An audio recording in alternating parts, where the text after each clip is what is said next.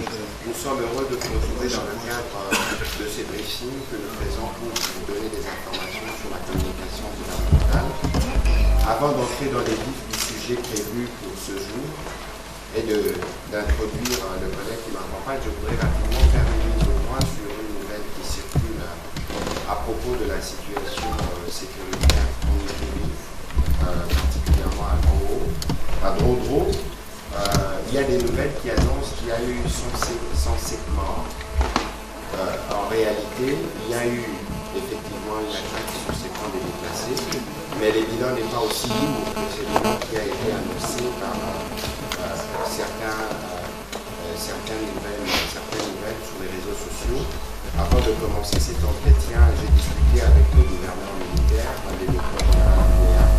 qui a délégué sur place le général Mengo pour aller faire les constats. On avait annoncé que des églises ont été incendiées et brûlées, mais nous avons reçu des photos, des images sur place, ce n'est pas le cas. Et l'armée continue de travailler sur les secteurs. Dès que nous aurons d'autres détails à ce propos, nous reviendrons dessus. Cette nouvelle qui annonce, ce n'est pas des informations qui sont vérifiées. Les informations vérifiées parlent plutôt de 12 personnes qui ont été tuées. On a retrouvé 11 morts, 1 personne calcinée et 6 assaillants ont été neutralisés. Voilà ce que je pouvais dire parce que c'est une nouvelle urgente. Comme vous pouvez le voir ce soir à ma droite, je suis avec mon collègue de l'industrie, Julien Pandécourt. Nous pourrons peut-être être rejoints s'il termine tôt à l'Assemblée nationale, le collègue des finances et de mines, comme vous pouvez le voir sur les écrans. Aujourd'hui, nous allons parler d'une grande initiative que la République va accueillir du 24 au 25. Après la grande conférence de Glasgow, où le président de la République et la RDC ont été l'attraction, vous avez suivi les images, la République démocratique du Congo accueille en tant que pays solution une grande conférence sur la transition énergétique. Comme vous le savez, nous parlons du changement de narratif. Le changement de narratif, ce n'est pas dans les mots, c'est dans les actes.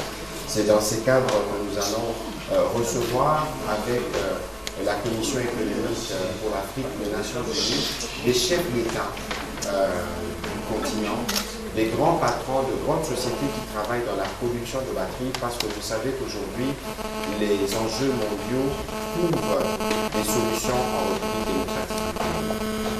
Pour ce qui concerne les climats, nous avons la forêt. Mais pour ce qui concerne le batterie électrique, nous avons le cobalt, nous avons le lithium. Ce qui justifie l'attrait aujourd'hui de tous ces grands investisseurs en République démocratique du Congo, parce que l'enjeu, c'est de remplacer les véhicules à essence et les véhicules diesel que nous avons l'habitude d'utiliser. Je n'en dirai pas plus, c'est le sens de la présence sur ces plateaux de mon collègue de l'industrie qui va nous planter les décors de cette grande initiative. Il va nous en expliquer les contextes. Après son introduction, nous ferons compte de coutume. Nous vous redonnerons la parole pour cette fois-ci poser des questions, évidemment d'abord sur le sujet du jour. Ensuite, nous pourrons aborder rapidement, si le temps le permet, quelques questions qui méritent des éclaircissements. Monsieur le ministre de l'Industrie, bienvenue devant ce cadre de briefing du gouvernement où nous parlons en toute transparence avec un esprit de responsabilité et de redevabilité des activités du gouvernement. Aujourd'hui, nous ne faisons pas les bilans de votre secteur, mais nous voulons que vous puissiez nous parler de cette grande conférence que la République démocratique du Congo va accueillir dans 24 heures. Vous avez la parole. Merci beaucoup. Je voudrais m'excuser pour la voix qui n'est pas très limpide à la suite du changement climatique, comme nous sommes dans les relations du changement climatique. Eh bien, mesdames et messieurs de la presse, il y a une grande actualité mondiale actuellement, c'est que vous avez suivi le président de la République à Glasgow lorsqu'il a présenté la RDC comme pays solution à la suite des forêts dont disposent les pays. Aujourd'hui, avec le réchauffement climatique, il est clairement indiqué que notre pays se trouve être la solution parce que nos forêts contribuent à la séquestration du carbone, parce que c'est ce carbone qui est libéré et par les humains et par toutes les pollutions qu'on observe à travers les membres. Alors, en dehors de cette solution qui cible les secteurs de l'environnement, le monde aujourd'hui a une forte demande pour effectivement participer à la lutte contre le changement climatique. C'est la demande en termes des batteries électriques et donc des voitures électriques. Parce que ces voitures électriques vont contribuer également à la lutte contre la pollution, étant donné que les véhicules électriques qui vont fonctionner à travers le monde vont l'être par les accumulateurs de ces batteries-là. Donc il y aura réduction des émissions des effets des gaz à effet de serre par l'utilisation des véhicules électriques. Alors, la RDC se trouve encore une fois être au cœur de cette transition énergétique parce que les matières qui entrent dans la composition des véhicules électriques se trouvent être en République démocratique du Congo. Il s'agit principalement du cobalt, il s'agit du lithium, il s'agit du cuivre, il s'agit du manganèse, il s'agit du nickel. Et tout le monde sait que nous avons près de 2 tiers des réserves mondiales du cobalt, estimées à près de 25 millions de tonnes de cobalt dans notre pays. Alors, la demande aujourd'hui qui est située à travers le monde d'ici 2025 et 2030 est estimée à près de 145 millions de voitures électriques en 2025. Et à l'horizon 2030, la demande est estimée à près de 250 millions de véhicules électriques. Or, la demande en cobalt va également passer de 130 000 tonnes à 250 000 tonnes. Cela veut dire quoi?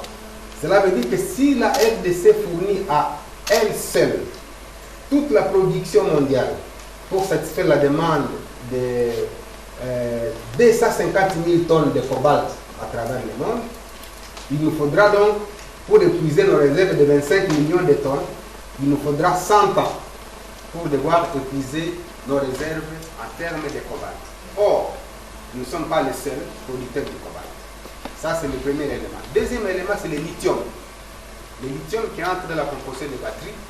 Ce lithium, il y a quelques temps, c'était l'Australie, à travers la mine qu'on appelle Greenbush, qui était effectivement la grande réserve mondiale qui était connue. Mais les dernières recherches que nous avons faites dans ces pays, à travers AVZ International, a démontré que c'est plutôt en République démocratique du Congo où nous disposons des réserves importantes dans les territoires de Manono, en province de Tanganyika, aujourd'hui estimées à près de 400 millions de tonnes de lithium, alors que la mine qui était connue en Australie n'a que 70 millions de tonnes de lithium.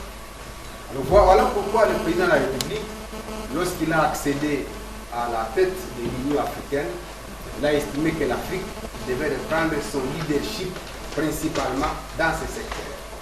Et donc, avec l'aide de la Commission économique des Nations Unies pour l'Afrique, il y a eu des pourparlers entre le gouvernement congolais et la CEA, c'est-à-dire la Commission économique des Nations Unies pour l'Afrique, pour effectivement que soit organisé ici en RDC un forum qui essaie un peu de passer en revue toutes ces potentialités et faire de l'Afrique les berceaux de la production des batteries électriques et donc des voitures électriques. Parce qu'à part la RDC, il y a d'autres pays africains qui produisent également les données que je viens de citer ici.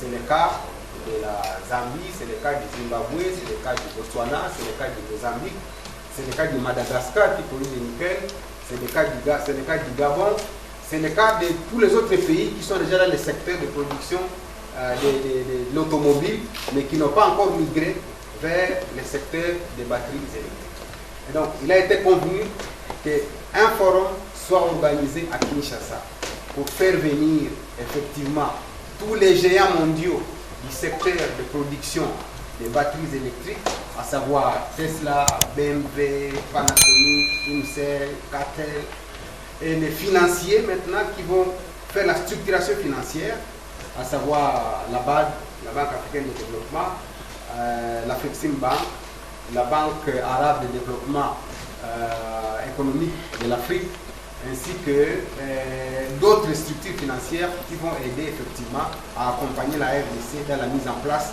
de cette chaîne de valeur qu'on a appelée chaîne de valeur régionale autour de l'industrie des batteries et du marché des voitures électriques. Donc, pourquoi on l'appelle chaîne régionale? Parce qu'elle ne va pas concerner seulement la RDC, elle va impliquer tous les autres pays africains qui sont également producteurs de minerais pour que la RDC soit le centre de cette nouvelle industrie des batteries électriques et que donc nous cessions de pouvoir exporter nos minerais à l'état brut parce que les études qui ont été réalisées ont démontré que lorsque nous exportons nos minerais à leur état brut, eh bien, nous ne profitons qu'à concurrence de 0,1 à 3% de ce que nous devrions avoir comme retour, comme dividende. Par contre, si nous commençons à transformer les minerais ici et commencer à vendre les batteries électriques aux utilisateurs finaux, qui sont les Européens, les Américains, les Chinois, eh bien, ça va nous permettre d'être dans ce grand marché mondial qui, comme vous pouvez vous attendre, c'est un marché qui est autour de 8 000 milliards de dollars. Le marché des batteries et des voitures électriques. Et l'étude qui a démontré la valeur de ces marchés a été réalisée par Bloomberg. Et cette étude sera présentée lors du forum pour montrer le niveau de compétitivité de la RDC par rapport à votre pays, mais également le volume du marché des voitures électriques à l'horizon 2025-2030. Ce volume du marché donc, est estimé à 8 000 milliards. Et donc vous comprenez, ce n'est pas 8 milliards, c'est 8 000 milliards. Et pour les besoins de ceux qui ont des marchés de statistiques, je vais vous donner comment on a trouvé les 8 000 milliards. Un véhicule électrique en moyenne coûte 40 000 dollars. Et si la demande est de 145 millions de véhicules électriques en 2025, chacun peut multiplier 145 millions de voitures fois 40 000 dollars, vous êtes autour de 5,8 000 milliards. Alors, si la demande monte jusqu'à 250 000 millions de voitures électriques, vous multipliez 250 millions de voitures électriques par le coût moyen de 40 000, vous êtes à 10 000 milliards. Voilà pourquoi on a fait la moyenne entre 6 000 milliards et 10 000 milliards. Et la moyenne nous a trouvé 8 000 milliards du marché que les véhicules électriques vont provoquer d'ici 4 ans, 5 ans, 10 ans. Alors la question que la RDC s'est posée de savoir, est-ce que allons-nous observer ce vaste marché comme ça, que nous tirions profit, ça que nous tirions des dividendes de ces marchés là-bas? Et le président de la République a dit non, il faut qu'on appelle tous ces intervenants à travers le monde pour qu'ils comprennent que c'est plutôt la RDC qui est la meilleure destination. Parce que la même étude dont j'ai fait allusion ici a fait une analyse comparative entre la Chine, les États-Unis et la Pologne, qui sont des pays effectivement qui ont des usines de fabrication de batteries électriques. Et cette étude, je ne vais pas vous donner les chiffres aujourd'hui parce qu'ils seront révélés au courant du forum. Cette étude a démontré que si un investisseur investit, si vous permettez la tautologie, aux États-Unis, dans une usine de production de 10 000 tonnes de voitures électriques, et qu'il investit en Chine pour la même usine et en RDC, l'investissement en RDC coûte 3 fois moins cher qu'il ne l'est aux États-Unis et en Chine. Donc voilà l'indicateur qui permet à la RDC d'être la meilleure destination des investissements en termes de batteries électriques pour alimenter le marché mondial qui est estimé autour de 145 millions de voitures électriques et 250 millions de voitures électriques. Alors le forum est là donc pour qu'on livre tous ces indicateurs à l'opinion aussi bien nationale qu'internationale pour que désormais la RDC soit au cœur de cette transition énergétique comme elle est en train de l'être pour la transition écologique avec ces forêts du bassin du Congo. Donc voilà, chers collègues, brièvement ce que je peux donner comme message pour justifier le pourquoi de l'organisation de ce Business Forum ici en RDC et quelle est la demande mondiale qui est en face de nous et qu'est-ce que nous pouvons tirer de cette demande mondiale estimée à 8 000 milliards. Et nous, la RDC, nous aurons le choix entre la cible que nous visons. Si le marché est de 8 000 milliards, nous visons quel pourcentage? Nous visons 1%, nous visons 2%, nous visons 10%, nous visons 20% de ces marchés. S'il est de 8 000 milliards et que nous visions 10% de ces marchés, Donc nous captons 800 milliards de dollars. Si nous visons 1%, c'est que nous captons 80 milliards de dollars. Si nous visons 0,1%, c'est que nous ne capterons que 8 milliards de dollars. Alors, c'est à la RDC d'avoir les choix. Et la cible par rapport à ces politiques publiques qui sont mises en place pour savoir quel est l'objectif qui est poursuivi par la RDC par rapport à ces marchés. Et c'est la raison d'obliger effectivement que la transformation se fasse en RDC, tel que d'ailleurs le code minier l'a déjà stipulé, parce que le moratoire qui a été accordé aux miniers, il était de 3 ans à partir de 2018. Et que donc, à fin 2021, tous les intervenants dans le secteur minier devaient cesser d'exporter des matières à leur état brut et commencer à transformer ces matières ici en République démocratique du Congo. Voilà, chers collègues, je crois en bref ce que je peux dire, mais je serai prêt à pouvoir répondre à votre question selon que les